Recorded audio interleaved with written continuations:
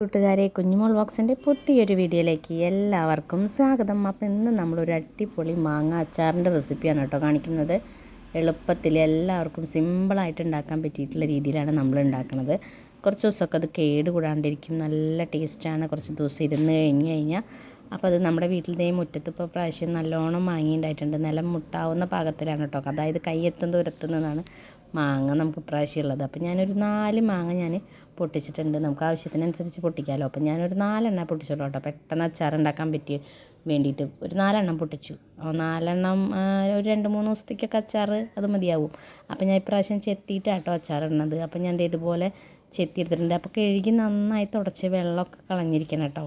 അപ്പോൾ വെള്ളം ഒരു തരി പോലും വെള്ളം നമ്മുടെ ഈ അച്ചാറിൽ ഉണ്ടാവാൻ പാടില്ല കേട്ടോ. അങ്ങനെയാണെങ്കിൽ പെട്ടെന്ന് പൂപ്പലൊക്കെ വരും കേട്ടോ. അപ്പോൾ അതേ അച്ചാറൊക്കെ നന്നായിട്ട് മാങ്ങയൊക്കെ ചെത്തി കഷ്ണങ്ങളാക്കിയിട്ടുണ്ട്. എങ്ങനെ വേണമെങ്കിൽ അരിയാം കേട്ടോ. ഞാനിപ്പോൾ ഇത് ചെത്തിയിട്ടാട്ടോട്ടത്. എന്നിട്ട് ഇതേ കുറച്ച് ഉപ്പുപൊടി ഇട്ട് ഞാൻ വെക്കുകയാണ്. ഉപ്പുപൊടി ഇട്ടിട്ട് ഞാൻ കുറച്ച് നേരം ഒരു 5 മണിക്കൂർ ഇപ്പം ഞാൻ രാത്രി വെച്ച് കഴിഞ്ഞാൽ കാലത്തുണ്ടാക്കി അച്ചാറിടുന്ന പാകത്തിനാണ് കേട്ടോ ഇപ്പോൾ ചെയ്യണത്. അല്ലെങ്കിൽ നിങ്ങൾക്ക് കുറച്ച് നേരം 2-3 മണിക്കൂർ അടച്ച് വെച്ചിട്ട് എടുത്ത് വെച്ചാലും മതി. ഇപ്പം ഞാൻ തലേദിവസം രാത്രി ഉപ്പൊക്കെ ഇട്ട് വെച്ച് നന്നായി ഇളക്കി മിക്സ് ചെയ്തിട്ട് എടുത്ത് വെച്ച് പിറ്റേ ദിവസം കേട്ടോ അച്ചാറിടുന്നത്. അപ്പോൾ നിങ്ങൾക്ക് എങ്ങനെയാണെങ്കിൽ ചെയ്യാം കേട്ടോ. അപ്പോൾ ഞാൻ നന്നായിട്ട് മിക്സ് ചെയ്ത്, പിന്നെ നമ്മളിങ്ങനെ മിക്സ് ചെയ്ത് വെക്കുമ്പോൾ ഒന്നെങ്കിൽ ചില്ല് ബോട്ടിൽ മാത്രമല്ല കേട്ടോ ഇങ്ങനെ മിക്സ് ചെയ്തിട്ട് എടുത്ത് വയ്ക്കാൻ പാടുള്ളൂ. പ്ലാസ്റ്റിക് കുപ്പിയിലൊന്നും ഇങ്ങനെ മിക്സ് ചെയ്തിട്ട് നിങ്ങൾ എടുത്ത് വയ്ക്കരുത് കേട്ടോ. അപ്പോൾ നന്നായിട്ട് സ്പൂൺ കൊണ്ട് ഇളക്കി ഉപ്പൊക്കെ ഇളക്കി, അപ്പോൾ സ്പൂൺ കൊണ്ട് ഇളക്കുമ്പോഴും നിങ്ങൾ ശ്രദ്ധിക്കണം, സ്പൂണിലൊന്നും വെള്ളമൊന്നും പാടില്ല കേട്ടോ. അപ്പോൾ നന്നായി തന്നെ ഇളക്കി മിക്സ് ചെയ്തിട്ട് നമുക്ക് ഓവർനൈറ്റ് വെക്കാം കേട്ടോ. പിറ്റേ ദിവസം നമുക്ക് കാലത്ത് എടുത്ത് നോക്കാം. അപ്പോൾ ഞാൻ നേരം വെളിച്ചാകുമ്പോൾ എടുത്ത് നോക്കിയിട്ടുണ്ട്. അപ്പോൾ ആ മാങ്ങ തുറന്നപ്പോൾ തന്നെ നല്ല ഉപ്പൊക്കെ പിടിച്ചിട്ട് നല്ലൊരു മണം കേട്ടോ. അത് ഒരുവിധം എല്ലാവർക്കും അറിയാം, അങ്ങനെ ഉപ്പ് പിടിച്ച് വരുമ്പോൾ മാങ്ങയ്ക്കൊരു പ്രത്യേക മണമല്ലേ. അപ്പോൾ നമ്മുടെ ഉപ്പ് വെള്ളമൊക്കെ അതേ മാങ്ങയിൽ നിന്ന് ഇറങ്ങി വന്നിട്ടുണ്ട് കേട്ടോ. ഇനി നമുക്ക് ഈ ഉപ്പ് വെള്ളം ഒന്ന് മാറ്റാം കേട്ടോ. ഉപ്പ് വെള്ളം മാറ്റി വയ്ക്കാം. അപ്പോൾ ഞാനൊരു സ്പൂൺ എടുത്തിട്ട് നമ്മുടെ ചെത്തുമാങ്ങ മാത്രം ഇങ്ങനെ മാറ്റിയെടുക്കുന്നുണ്ട് കേട്ടോ. ആ വെള്ളം ഒന്ന് ഊറ്റിയെടുക്കാൻ വേണ്ടിയിട്ട് ഇങ്ങനെ മാറ്റിയെടുക്കുകയാണ്. അപ്പോൾ അതാണ് എനിക്ക് ഇത്ര വെള്ളം കിട്ടിയിട്ടുണ്ട് കേട്ടോ. അപ്പോൾ നമ്മൾ ഉപ്പ് എത്ര കിട്ടുന്നതെന്ന് വെച്ചാൽ അതിനനുസരിച്ചാണ് കേട്ടോ നമുക്ക് ഉപ്പ് വെള്ളം മാങ്ങയിൽ നിന്ന് ഇറങ്ങി വരുന്നത്.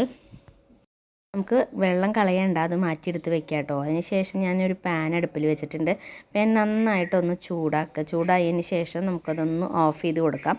എന്നിട്ട് ഞാൻ 1.5 ടീസ്പൂൺ കാശ്മീരി ചില്ലിയും ഒരു 2 ടീസ്പൂൺ സാദാ പിരിമുളകിൻ്റെ പൊടിയും എടുത്തിട്ടുണ്ട്. അപ്പം നമ്മൾ ഗ്യാസ് പാൻ ചൂടായിട്ട് ഓഫ് ചെയ്തിട്ടുണ്ട് കേട്ടോ. അപ്പോൾ ഓണാക്കി കൊടുക്കരുത്, അപ്പോൾ അല്ലെങ്കിൽ പെട്ടെന്ന് കരിഞ്ഞു പോകും കേട്ടോ.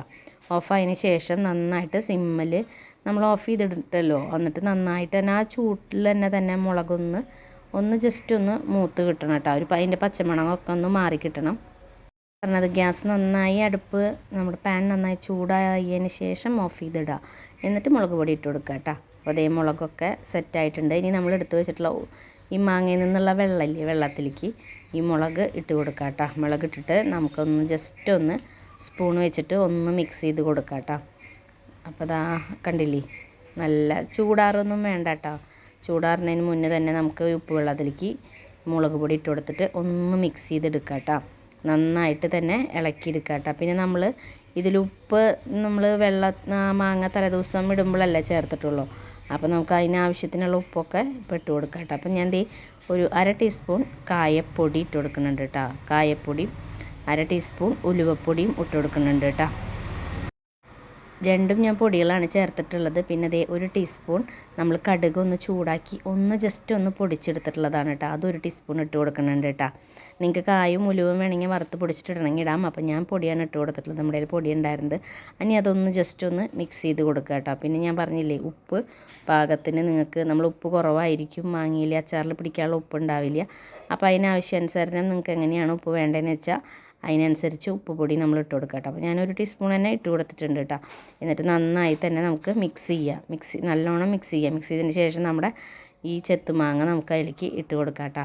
അപ്പോൾ കഴിഞ്ഞു, ഇത്രയ്ക്കുള്ളൂ. സിമ്പിളായിട്ട് ഉണ്ടാക്കാൻ പറ്റിയിട്ടുള്ള ഒരു അച്ചാറിൻ്റെ റെസിപ്പി തന്നെയാണ് കേട്ടോ. പിന്നെ അതിൽ നമ്മൾ സുറുക്കി അങ്ങനെ എന്തൊന്നും ചേർക്കണില്ല കേട്ടോ. എന്നിട്ട് നന്നായി തന്നെ ഇളക്കി സെറ്റാക്കുക കേട്ടോ. നന്നായി മിക്സ് ചെയ്യണം. ഉപ്പും നമ്മുടെ കായപ്പൊടിയും ഉലുവപ്പൊടിയും എല്ലാ ഭാഗത്തേക്കും എത്തണ വിധത്തിൽ നന്നായി തന്നെ ഞാൻ ഒരു കുഞ്ഞു സ്പൂൺ എടുത്തിട്ട് എല്ലാ ഭാഗത്തേക്കും മിക്സ് ചെയ്യാൻ വേണ്ടിയിട്ട് നന്നായി തന്നെ മിക്സ് ചെയ്ത് കൊടുക്കുന്നുണ്ട് കേട്ടോ. അപ്പോൾ സിമ്പിളായിട്ട് ഉണ്ടാക്കാൻ പറ്റിയിട്ടുള്ള ഒരു അച്ചാറിൻ്റെ റെസിപ്പി കേട്ടോ.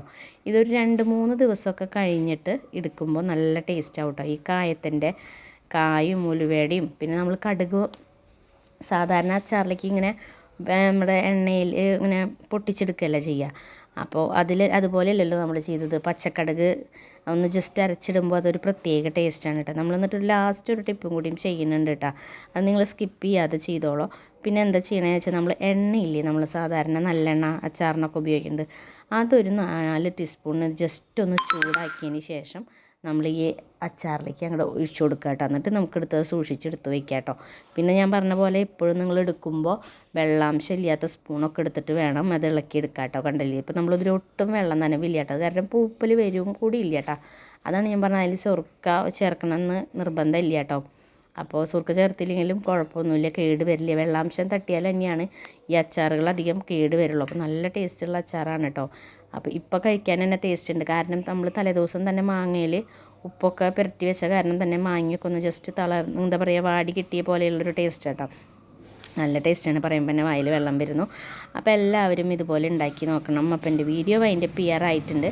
വീഡിയോ നിങ്ങൾക്ക് ഇഷ്ടമായെങ്കിൽ നിങ്ങൾ ലൈക്ക് ചെയ്യാനും സബ്സ്ക്രൈബ് ചെയ്യാനും കമൻറ്റ് ചെയ്യാനും ഷെയർ ചെയ്യാനും മറക്കരുത് കേട്ടോ. അപ്പോൾ അടുത്തൊരു ദിവസം പുതിയൊരു വീഡിയോ ആയിട്ട് വരാം. അതുവരേക്കും എല്ലാവർക്കും ടാറ്റ ബൈ ബൈ.